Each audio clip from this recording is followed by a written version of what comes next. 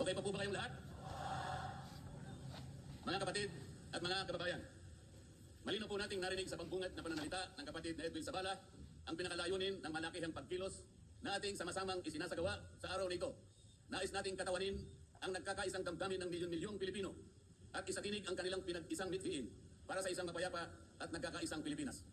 Kaugnay nito, binanggit din po ang ating kagustuhan na ipaalam sa mga opisyales ng ating pamahalaan ang ninanais at pinapangarap na maayos at epektibong paglilingkod at paglutas sa lumalalang kahirapan na pinalubhapan ng katiwalian at korupsyon, kalamidad, kriminalidad, bangayang pampolitika at iba pa. Inikilala po nating lahat na nagkakatipon ngayon na sa pagkakaisa, kapayapaan at pagkakasundo lamang natin makakamit ang inahangad na pagunlad at pagsulong ng ating bansa.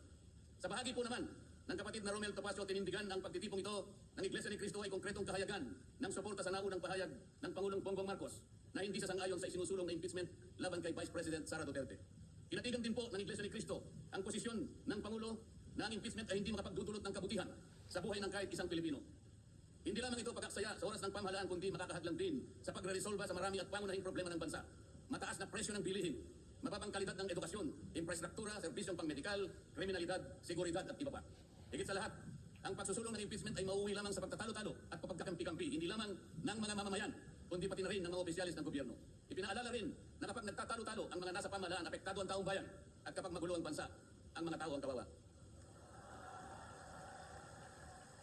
Lagyan po natin ng konteksto ang dalawang pagpapahayag na nauna upang lalong mabigyan ng diin ang kahalagahan ng pagkakaisa, pagkakasundo at kapayapaan sa ikalulutas ng panganib na dulot ng kahirapan dahil sa lumulubhang katiwalian, korupsyon, kalamidad at lalo lamang napabibigat ang buhay at pamumuhay ng ating mamamayan. Sa isang ulat balita ng periodikong Philippine Star, 4 na araw na nakararaan ay ganito ang sinasabi. Based on a recent SWS survey, an estimated 17.4 million Filipino families considered themselves poor in the last quarter of 2024. This number represents 63% of the surveyed respondents, the highest self-rated poverty in 21 years. Across the country, Mindanao had the highest self-rated poverty at 76%, followed by Visayas at 74% and Luzon at 55%. Mga kababayan, sa tayang 5 ang miyembro ng bawat pamilyang Pilipino, nangangahulugan na aabot sa 87 milyong Pilipino sa ngayon ang nagsasabing sila ay mahirap. Katumbas ito ng 75% ng ating populasyon ngayon na tinatayang 116 million o mahigit pa. Gusto ko pong banggitin sa inyo at kailangan malaman ninyo na sa taong ito ang ating national budget ay nagkakahalaga ng 6.3 trillion pesos. Ito po ang ating national spending. Ang ibig sabihin, ito pong halagang ito ang gagamitin dapat ng pamahalaan upang tugunin ang lahat ng pangangailangan, pangkabuhayan, panglipunan, pangkalusugan, pangedukasyon, pangseguridad, lahat ng kakailanganin alang-alang sa kapakanan ng bawat isang Pilipino. 6.3 trillion pesos. Ngunit, ang tinatayang magiging income lang ng ating bansa ay kulang pa sa 5 trillion piso. Ang ibig pong sabihin, meron tayong deficit, meron tayong kakulangan na 1.5 trillion pesos. Ito po ang ating ipangungutang sa taong ito, 1.5 trillion pesos. Ibig sabihin po, bawat araw tayo igagasta ng 17.6 billion pesos. Yun po yung ating gasta, araw-araw. Ngunit ang ating kinikita ng bansa ay 13.4 billion pesos lamang. Sa makatwid, ang uutangin natin araw-araw ay 4.2 billion pesos. Katumbas ng 175 million pesos bawat oras. Napakabigat po na hinaharap na hamon at problema ng ating bansa. Hindi po biro-biro ito. Ito po ay pananagutan po ng ating mga opisyalis. Hindi po pwedeng talikuran ito. Ganito na po kalala ang problema pang-ekonomiya ng ating bansa. Ngunit, hindi po yata ganito ang naging direksyon. Sapagkat sa halip na po, unahin ang mga binanggit nating malalaking problema na kinakaharap ng ating bansa. Ang inuna po ay mga bagay na mauuwi lamang sa pagkakampi-kampi at pagkakabahagi ng ating bansa. Bakit po? Nagtatag po ng Quadcom. Ang buong akala ko po sa pagtatatag ng Quadcom, ito po ay 4 na komite sa House of Representatives. Kinonsolidate, ginawang isang makapangyarihang komite ng buong akala ko. Ito ang gagamitin para tutukan ang namumuong problemang lumulubha pa na hinaharap ng ating bansa. Napakataas po ng bilihin, lalo na po yung pagkain na yun. Nagtanong-tanong po ako, ang isang pirasong kamatis last week is 20 pesos. Tama po ba yun? Ngayon po, nagsabi sa akin 30 pesos, isang kamatis. Ang isang kilong kamatis, 400 pesos. Tama po ba yun? Ang isang piraso ng siling pangsigang ay 10 piso. Yun po yung sinabi sa akin. Tama po yun? 600 pesos per kilo. Yun po ang bell pepper. Dalawang kulay po yata yung bell pepper. Isang verde, isang pula. 45 pesos ang isang piraso.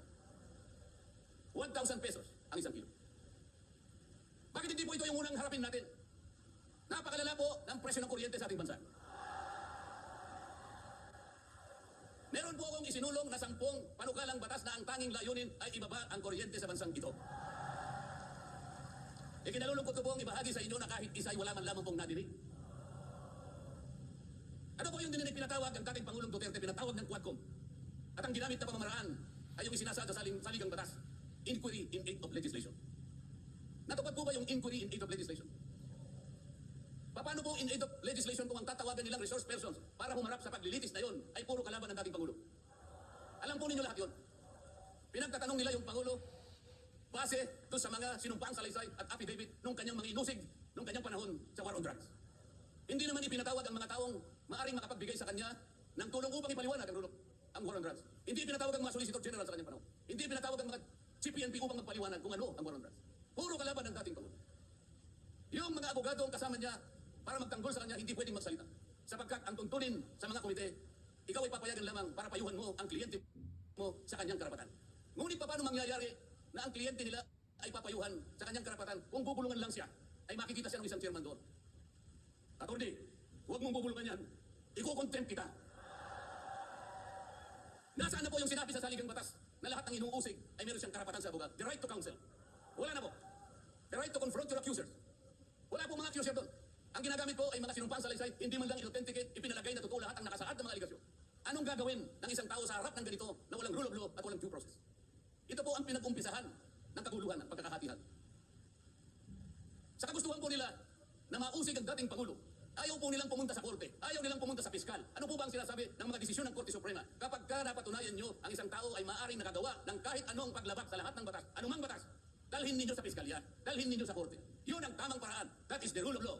Ngunit bakit kayong Quadcom ang gumagawa nito? Ang Quadcom ay hindi piskal. Ang Quadcom ay hindi korte. Nagkukunwa lang na korte. Yung mga chairman ng 4 na komite doon, wala ni isang abogado. Pero naalala ko yung isa doon kamukha ni Atty. Agaton. So sa halip na ang unahin ay yung kapakanan ng mamamayan, sa harap at liwanag ng napakaraming nakabantang panganib sa atin, sa ekonomiya, panglipunan, pangseguridad, korupsyon, katiwalian, bakit ang inuuna ay usigin ng isang tao na hindi naman ipadadaan sa tamang proseso ng batas? Pangalawa, tinawag po nila ang pangalawang Pangulo sa dalawang pagkakataon. Una po, nung magpipresent siya ng budget. Ang pinipresent po niyang budget ay budget for 2025. Akalain po ninyo ang gusto nilang tanungin ay yung pagkakagasta ng kanyang budget noong 2022 and 2023. Saan ka naman nakakita ng ganong klaseng direksyon? 2025 ang dapat pag-usapan, ang kanilang pilit na tinatanong ay paggamit o paggasta niya noong 2022 at 2023. Ang sabi po ng Vice President, siguro nainis na rin, I forgo my opportunity to defend this 2025 budget and I leave it to the discretion of the House of Representatives as presented. Oh, ayaw pa nilang tanggapin. Ang ibig sabihin, ayaw ko nagdepensa sa inyo, bahala na kayo. Kung anong gusto nyo ibigay sa akin, bahala na kayo. Ano bang ginawa nila? Na hindi. Kinakailangan masagutin mo lahat ito. Walang exempted dito. Kahit ano nga yun siya, kailangan namin isun. Tama po yung lahat po ng paggasta ng pera ng bayan ay kailangan pong suriin. Totoo po yun. Ngunit mayroon pong pagkakataon at panahon sa paggawa nito. Hindi po sa panahon ng pipresenta ng budget. So ang ginawa po nila, tinawag uli ang pangalawang Pangulo sa isang pagdinig sa isang komite na kung tawagin ay Committee on Good Government. Alam po ninyo yung pagsisimula nila para magkaroon ng katwiran na masabi na ang Vice President. Kinasangkapan nila yung isa sa amin, isang representative sa Maynila, tumindig at nag-privilege speech.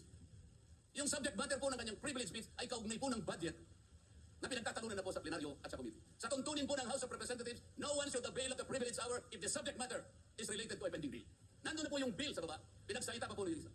Nung banggitin ko po ito, nire-raise ko po, sabi ko wala pong katwiran ito. Kailangan po tindigan ninyo, sundin ninyo ang ating tuntunin. Kapag hindi tayo sumunod sa ating tuntunin, sinong maniniwala sa atin na tayo may karapatang gumawa ng batas para sa ikabubuti ng ating bansa? Ang sabi po ng chairman, noted. Eh saan ka naman nakakita ng ganun? Ang House of Representatives ay lugar ng pagdidebate. Doon masusuri kung sino ang may katwiran. Kung hindi magsasalita ang chairman.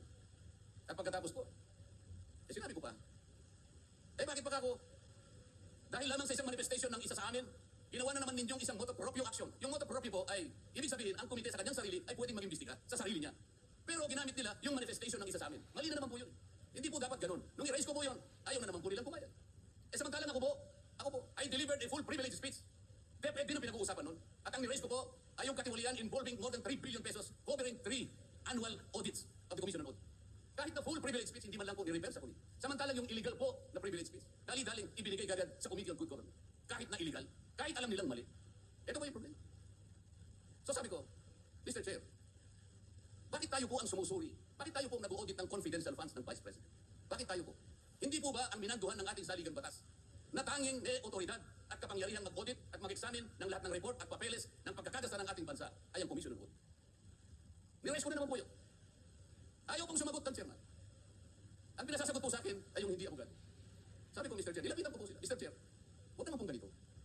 Ilagay naman po natin sa konteksto at sa regulasyon ng ating ginagawa. Tinatanong ko po ay isang constitutional issue. Bakit ang pasasagutin mo sa akin ay hindi man lang abogado? Huwag mo naman akong insultuhin. Doon sa puntong yun na lang po ninyo, pati yung kinakain kong hopya, pinagtripan nila. Ang Iglesia ni Cristo ay hindi po laban sa impeachment, sapagkat ang impeachment ay itinatadhana sa saligang batas. Ngunit, kung ang paraan ng pagsasagawa nito ay wala sa batas at wala sa tuntunin, ito na naman ay pagmumulan ng kaguluhan, pagmumulan na naman ng pagkakabahagi ng ating bansa.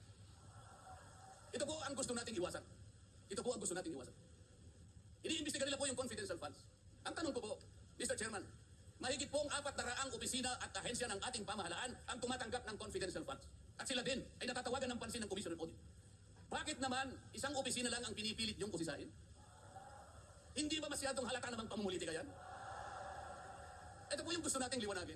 Hindi po tayo laban sa pag-iimbestiga ng katiwalian. Ilagay po natin sa ayos. Sana man lang, kumuha sila ng ilang pang mga bahagi ng opisina na kagaya din ng paggagamit ng confidential funds sapagkat ang layunin po raw ay makagawa ng batas. Kung talagang gusto ninyong gumawa ng batas, kasi po in aid of legislation. Palagi po ito ang nagagamit, inquiry in aid of legislation. Nasa saligang batas po naman talaga ito. Kaya lang, meron pong limitasyon ang inquiry in aid of legislation. Ano po yung unang limitasyon? Kailangan po meron ka ng nakabalangkas na batas, panukala. Hindi mo lang makumple-kumpleto sapagkat nag-aatubili ka baka merong impact ito sa ibang sektor. Kaya tatawag ka ng mga tao na makatutulong sa'yo para sa ganun makumpleto mo ang iniisip mong panukala. Pagka ganun, alam niya kung sinong tatawagin niya. At alam niya rin kung anong itatanong niya. Hindi po ganun ang nangyayari ngayon eh. Dahil nga wala na pong rule of law, basta na lang sila tatawag ng kahit sino sapagkat hindi naman po talaga ang layunin ay gumawa ng batas kung hindi usigin ang taong gusto nilang usigin. Ito po ang nangyayari. Kaya nga po, dahil sa kagustuhan nila na talagang usigin ng ICC ang Pangulong Duterte, alam po ninyo, yun lang ang tanging layunin. Sa 13 pagdinig ng Quadcom, 13, nakapaggawa lang sila ng isang batas na kahit siguro po high school graduate pagtatawanan niya yung kanilang panukalang batas. Bakit po? Yung definition na definition lamang po ng extrajudicial killing. Ay talaga pong matatawaan. Ayaw ko na pong babae yun. Ibig sabihin, ang layunin talaga ay hindi in aid of legislation, kung hindi in aid of prosecution, in aid of persecution.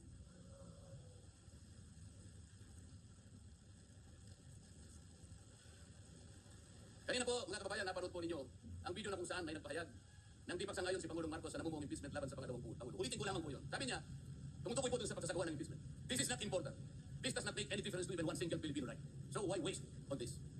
What will happen if somebody files an impeachment? It will tie down the House. It will tie down the Senate. It will just take up all our time and for what? For nothing. For nothing. Sabi po nito, none of this will help improve a single Filipino life. As far as I am concerned, it is a storm in a teacup. It's a tempest in a teacup. Ang ibig sabihin, isang napakalit na bagay na pinipilit ninyong palakihin. Napakalaki ng problema ng bansa ang hinaharap natin. Ito ang ating atupagin. Ito yung gustong mangyari ng Pangulo ng Republika ng Pilipinas. Sumagot po.